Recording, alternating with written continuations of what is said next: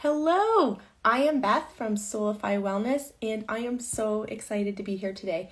I have Dr. Jessica Higgins joining me, and we are going to talk about stopping the criticism loop in relationships.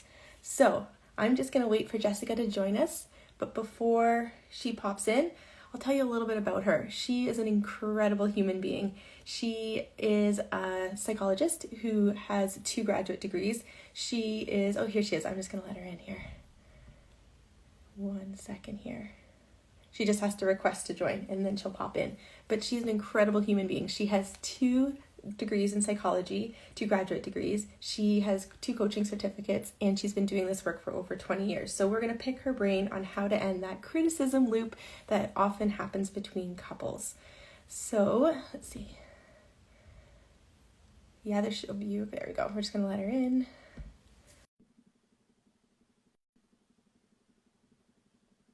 We're just waiting for her to join. I just let her in. Here she is. Hi. Hello, how are you? I am well. How are you?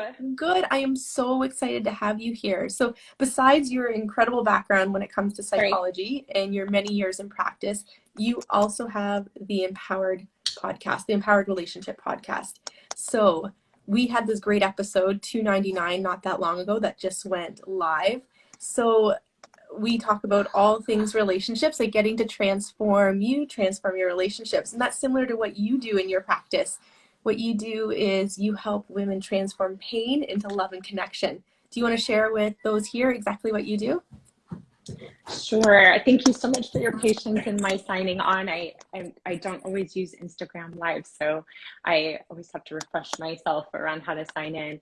So basically, yes, I actually help a lot of men too, just helping them up level and evolve their skillfulness in relationship. And most of the time, when we enter into partnership, as you know, we have a lot of notions around the love is going to be sustaining. And I think most of us who have been around the block know that sometimes there will be upset. And I think the biggest thing I'm trying to encourage is to use those upsets, not as a form of a signal of something's wrong with your partner or even the relationship, but perhaps that could be curriculum for developing. And that can be, oh, let's look at our relationship. Perhaps there's things here that we can really understand about each other and what we're trying to create together, as well as maybe there's something that this is showing me and revealing to me. It's like a mirror showing me some things about myself that I haven't been fully aware of or haven't been fully conscious of. Oh, I love that. We will definitely come back to talking about that mirror. Before we go any further, if anyone has any questions, just pop those in the chat and we'll be sure to answer those as we go. But first, tell me about the criticism loop. What exactly is this criticism loop? I think some of us might have an idea. It's probably when one spouse criticizes the other, and maybe it's this evil cycle that keeps going. But you've studied this for years. So let's hear your opinion and your expertise based on research. What is the criticism loop? Yes, so I'll just start with my own experience that I was more on the receiving end of someone who was extremely critical, and we had a very intense love and there was everything on paper we should have worked. And I was like, what is the deal? And I had a master's in psychology at the time. I was brought up in a really progressive family that was teaching iMessages and communication. And so I felt pretty well prepared to negotiate conflict in relationship. And I kept just feeling this criticism. And my response, which is super natural, not to make it okay for me, but just to kind of normalize how common it is when we feel someone is coming at us with a finger, we are, and especially if we feel mischaracterized or misunderstood, the inclination is to want to defend or to explain.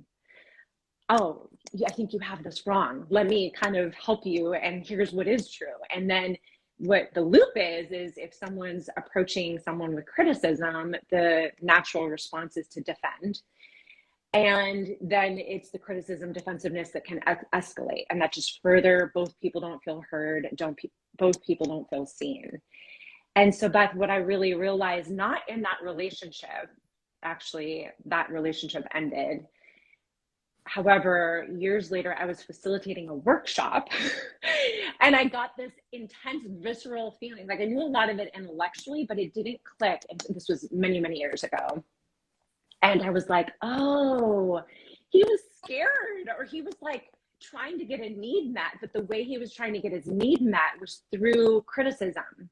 However, I couldn't at the time decode that, of like, get off that attack of criticism and like, well, what is this about you? What is it that you're needing? Or what is it that you're concerned about?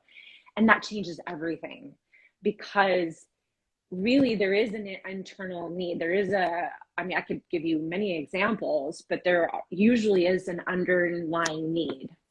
And so when we lead with criticism, our partner has no idea what that is. And they're not really in a good position to help you, because luckily they're defending. Does that make sense?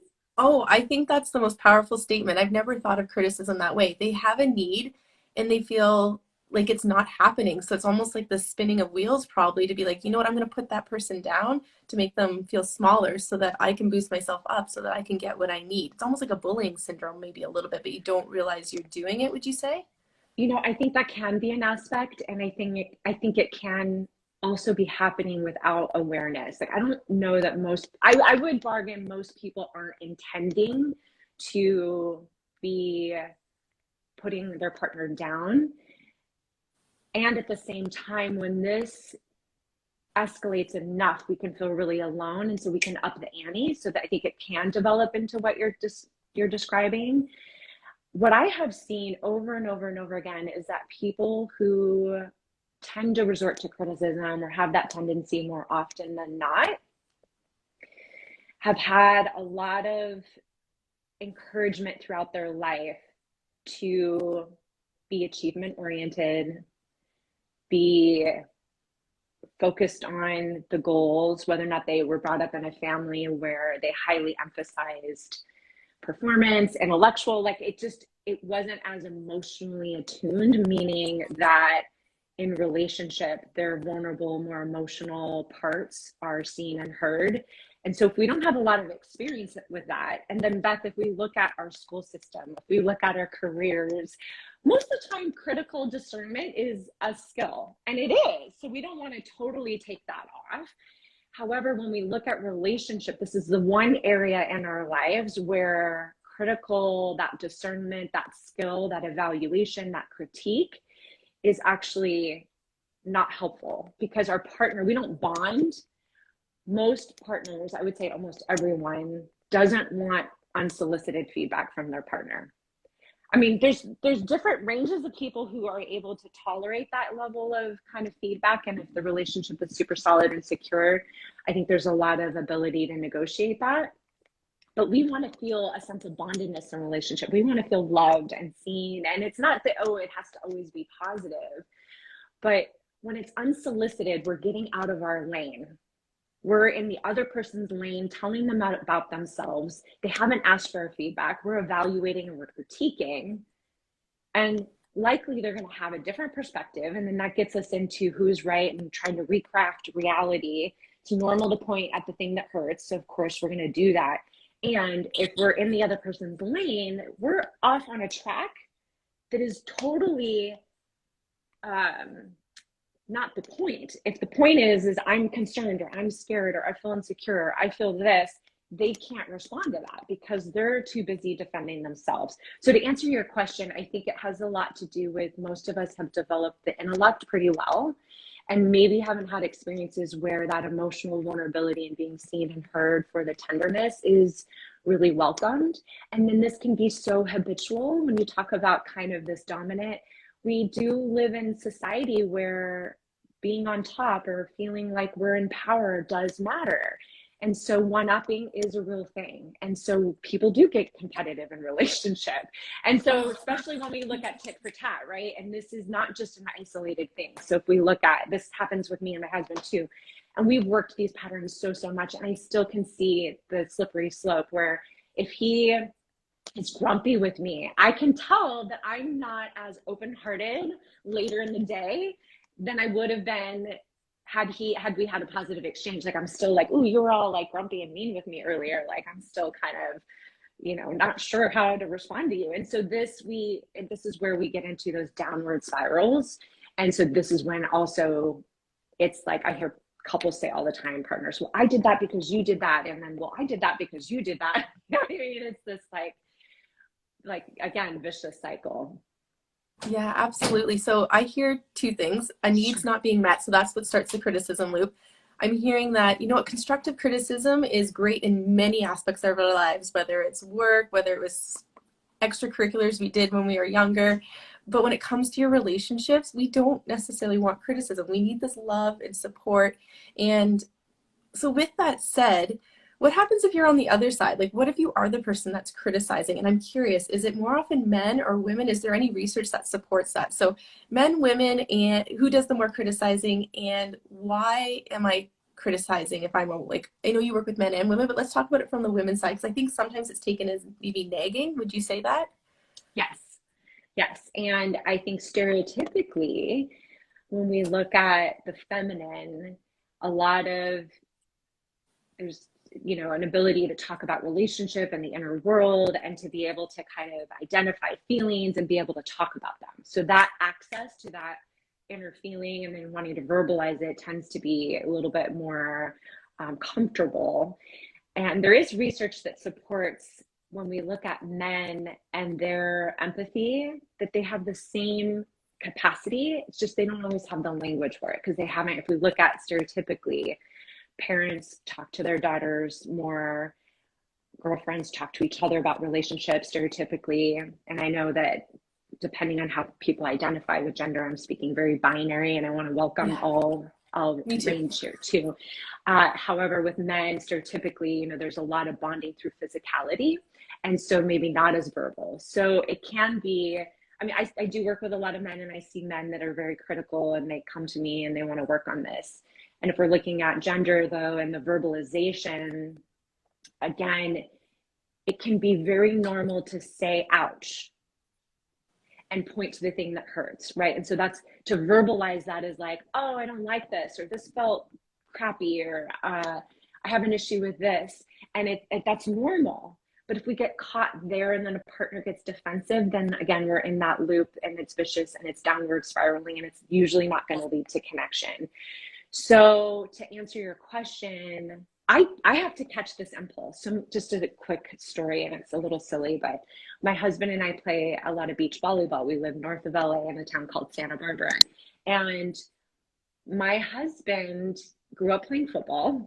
And even though he's a very conscious man, and we've really worked a lot of relationship principles, he does have the visceral, and I think he's got a lot of charge, and it's like sports is a release for him. And so when we play co-ed, and typically women play with each other on a lower net, and then men play men in volleyball. Well, when we play co-ed, it is sometimes very tenuous, because he will start getting gruff. Sometimes he'll even kick the ball, and he's like, God, has all these displays. And I'm like, totally responding and reacting to him, and I start feeling small and like, okay, I don't know what to do. And so my feeling afterwards is, I want to blame him, and like, can't you just contain it, be cool? Most people are on the beach to have fun. 99% of people are out there to have a good time. As adults, we're not playing for anything. There's no goal in mind. It's just recreation. And so it's easy for me to point out what I see as problematic. And so I will go pen to paper with journal, if I will, and I'll all the narrative around why I am justified to feel the way that I do. And then at some point I tend to get to a place of oh, I get scared, or I feel embarrassed, or I feel something. And that's the part that matters, because one quick question that can be really helpful, it's quick and it doesn't always work, but it can be a good revealer, is to ask yourself, if you notice the inclination to criticize or wanting to criticize, and if you pause and ask, what would my partner doing X, Y, and Z, or if I got that, if my partner did whatever I was asking them to do, what would that allow me to feel? And so it can be a good pointer and a revealer to what does matter. So if I'm the person criticizing and I'm wanting to point the finger, And if I asked, well, what would that do for me if my partner complied to my complaint? Oh, so another example is like my husband has this silly habit of like taking his shoe. We take our shoes off before we enter in the house. I mean, at the door. And sometimes I'm not sure what it is for him, but he will literally leave his shoes right in the doorway. So if you're walking in, his shoes are right there, or if I'm leaving, his shoes are right there, and I get annoyed. But if I drop in, it's like, oh, if he didn't have his shoes there, like I would feel safe to walk through the door. Like sometimes if I have my hands full and I'm not looking down, like it's a trip hazard. And so if I really drop in, it's, oh, I want to feel safe walking through the doorway, and that I think he can appreciate. If I come to him with that concern around what it means for me, he's more likely to hear it. It's more of a reveal of where I'm at and what matters to me. And usually partners who love each other, care about each other, and they understand where they're at, want to help.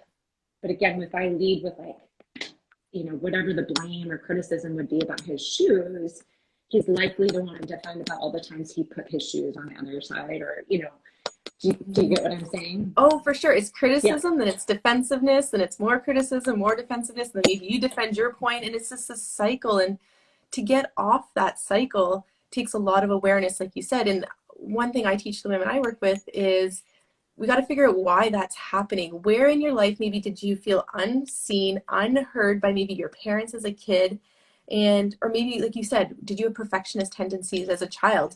So because you felt like you had to do things right to get praise, and if you didn't do things right, maybe you got nothing or you got criticized. So that's what a lot of times I think this stems from. So we can talk a little bit maybe about that shadow work and some of those like ingrained beliefs from childhood that are still wreaking havoc maybe in our current relationships that are leading to this criticism loop. So often I think that's one way to kind of nip the criticism loop, is if you understand the foundation of where it really came from, this, why you feel like you need to maybe go that way, like kind of put someone down to get your need met, versus, we can talk about it in a little bit, more loving, supportive ways to talk to your partner. Yeah, Beth, I couldn't agree with you more. And I have found oftentimes, not only is there this pattern and tendency to want to be perfect or have things figured out, a lot of times the critical tendency is also very closely linked to people who want to control their out external environment. Because I've learned if I can control that, then I feel I get my needs met. But it's this external control to get the internal more managed. And where I find it, it's also closely linked to this, which I think is related to what you're bringing up right now, is, and I have alluded to, but there can even be some negative association with being more emotionally vulnerable. That's been seen as a weakness. And this doesn't always mean that it's explicit in family, but if we don't see our parents model it, or they don't attune to us if we have something happening at school and we're like upset about it and they're like, don't cry, it's okay, just suck it up, or like, you know, whatever it is. And look, there's all types of responses as parents that we say, and that can be really encouraging and redirecting. But if it's a cumulative, overarching feeling like my parents or there's nowhere in my life are people just saying, it makes sense. I see that you're sad and it makes perfect sense. And you know, I'm just going to emotionally hold your hand with you. And then we pivot towards how do we deal with this. But if there's no space to honor the emotional world and the vulnerability of that, then we learn to turn away from that, just like personally. Like we don't always acknowledge it ourselves because we think it's a weakness. And then we sure as heck don't bring it to relationship, because that's either been rejected, shut down, or not welcomed. And we've just learned. And then again, if we add the layers of other environments and sectors around school and business and all the different places that the critical externalizing, you know, intellectualizing, that all makes good sense, then this is going to be sometimes even terrifying territory to do this more. It's like showing the underbelly. It is, absolutely. And that's what kind of has to come up, in my opinion. I know in my own relationship with my husband, like I like to do things right. And it comes a lot of times from my inner child that I was praised for doing things well, or I did well in school, I did well in sports, and I got accolades for that, like verbal accolades. And that felt really good to my heart. And so now if my husband gives me feedback, I often take his feedback as criticism, but really he's just telling me like, I'd really like it if you put the milk away after you use it. But I all of a sudden think, oh, I'm doing things wrong, or but maybe that had compiled over the day of other things that I had done wrong, maybe not done perfect. And so him asking me to put the milk away, all of a sudden I feel like, what do you mean? I'll put the milk away when I want to put the milk away. And that's just a really silly example, but it's a lot of times it's really silly, these arguments that start or these criticisms that start just because there's so much backstory to it. Like you feel like you've been criticized by your partner for so long, or you're just getting so much feedback that doesn't feel like it's love and support, instead of being like, I'd really love it if you put away the milk when you're done. But that's not my husband's style. He's not going to make it all like fluffy like I want. So instead I have to meet him where he is and realize, you know what, that's his style too. He's not trying to hurt me. He's not trying to put me down. He just wants his need met, even though it's kind of like I'm taking it as criticism, but I feel like he probably just means it as feedback. So maybe we can talk a little bit about that too, is how those sensitive, empathetic creatures like myself, how do we realize it's maybe just feedback, that someone just wants things met versus a hard criticism? I love this example because I think it also harkens back to even some of the potential gender differences, in that I think men stereotypically are socialized to kind of state, I think this is changing. I think we're evolving for sure. For sure. This is just like kind of black and white. We're just, of course, there's spectrums of male, female traits, but sometimes we, in relationships that are male and female, sometimes we see these things.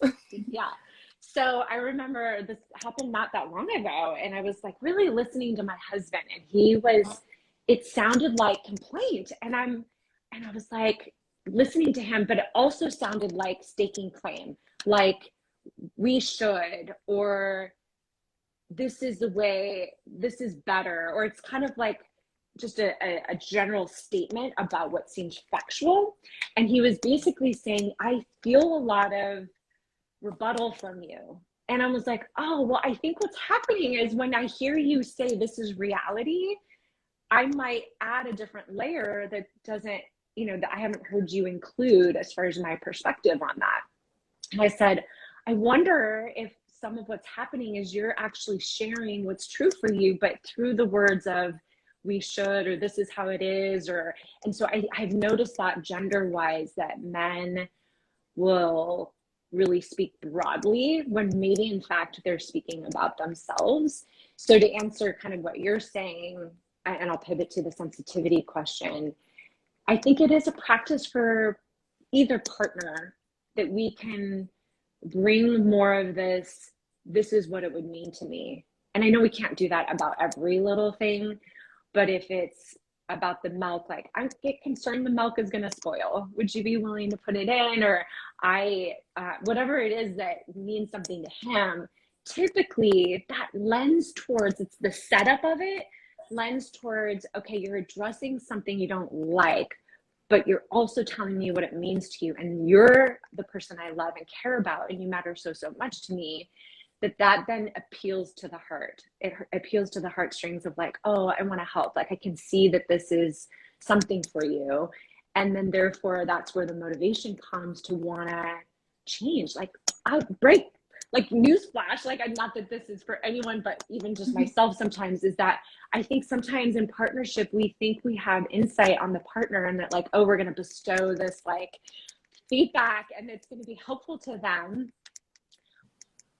Most of the time people don't want, again, like I said, but that's not that interesting to them. They're not motivated by this unsolicited feedback or what seems like really good insight. What they're motivated is, I love you and I want to improve and want to support you.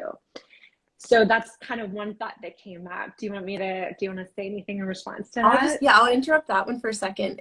One thing I found is if you're the first to start, really, and first thing I always say is recognize it. I feel kind of attacked, criticized, but before you jump into like attacking back, why? What do I feel on the inside? Do I feel angry? Do I feel sad? And kind of looking at that clue and just being aware of the feeling, and then that gives you a bit of a pause.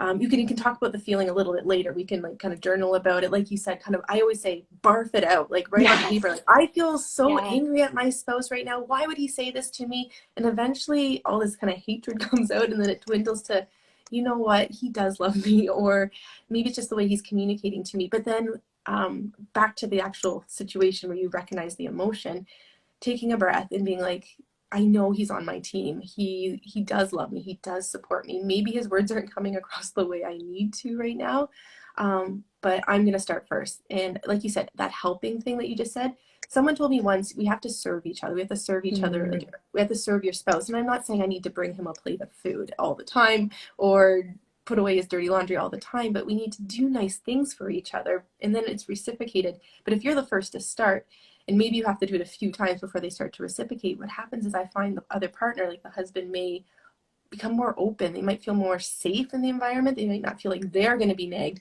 They may feel like they're actually going to be heard because you are hearing them, because you're doing things to help them, to serve them. So sometimes you have to be the first to kind of stop this criticism loop just by creating an environment that feels safer, more secure, less nagging from you, so that your partner can then reciprocate that same sort of love and support and get off the defense.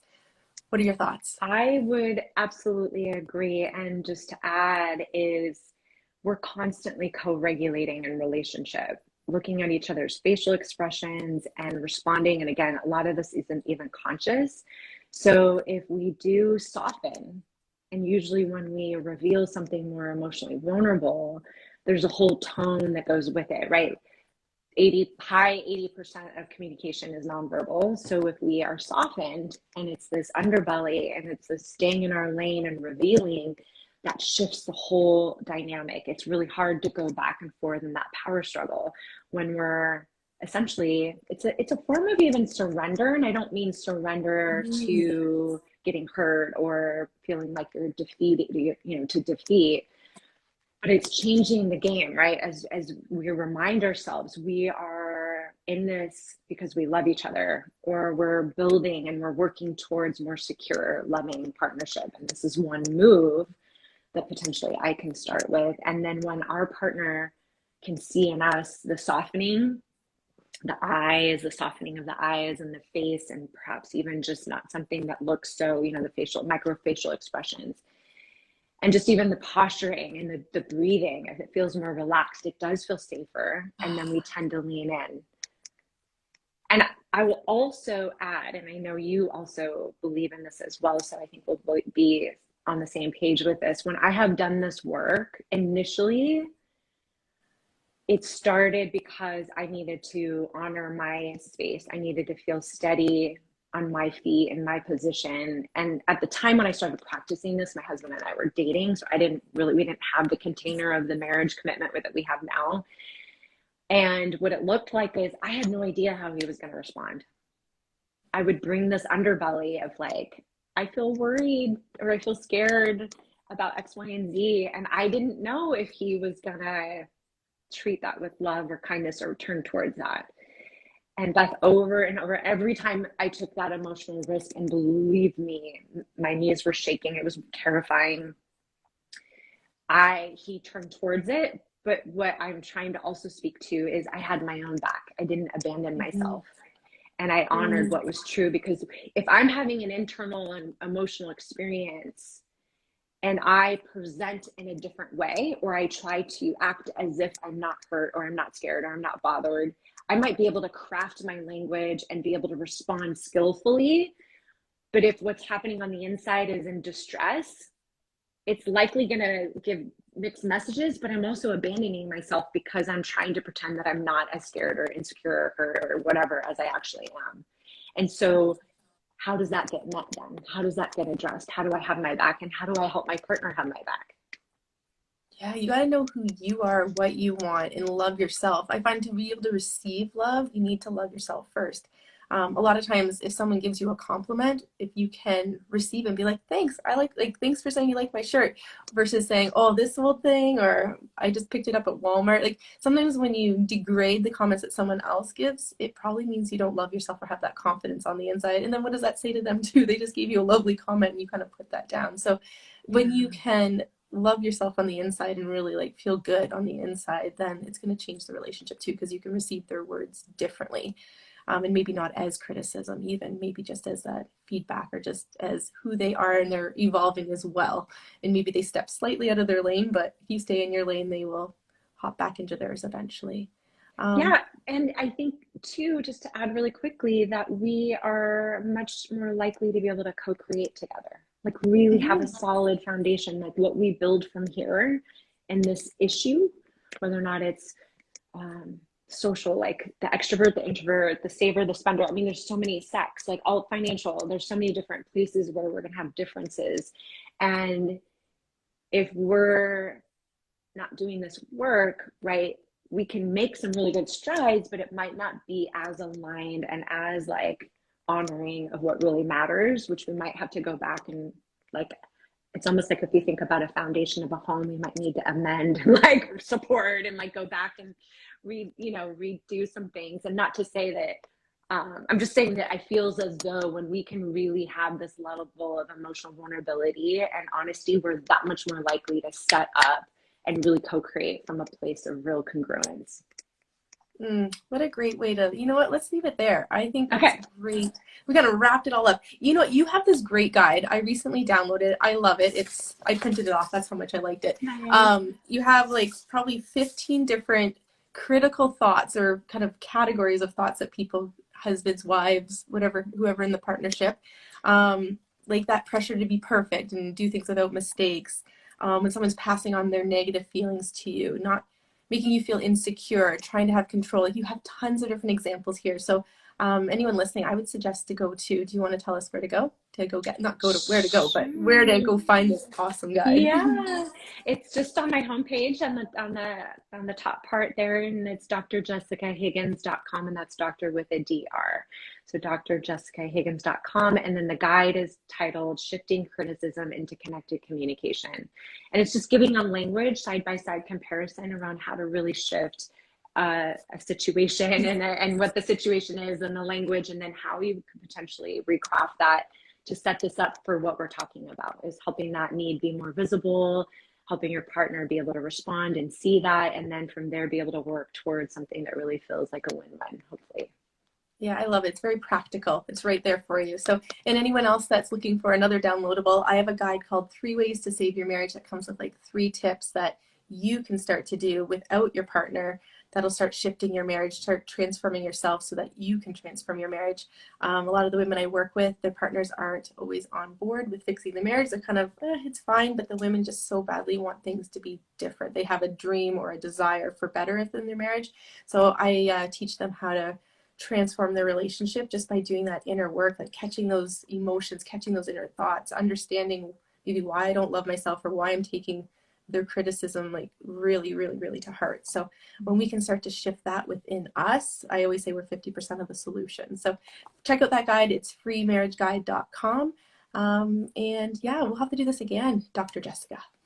Thank you for having me. It's been such a pleasure and great to see you and just talk. I can tell there's so many different directions we could go. So I love what you're doing. And thank you for anyone that's listening and just trying to improve their relationship. I think that when we can really improve the quality of our interactions, it has a ripple effect that really does make a difference in many different ways that we're probably not even aware of. Perfect. All right. Well, you enjoy your day, and we will talk soon. You too. Okay. All right. Bye. Bye. Bye.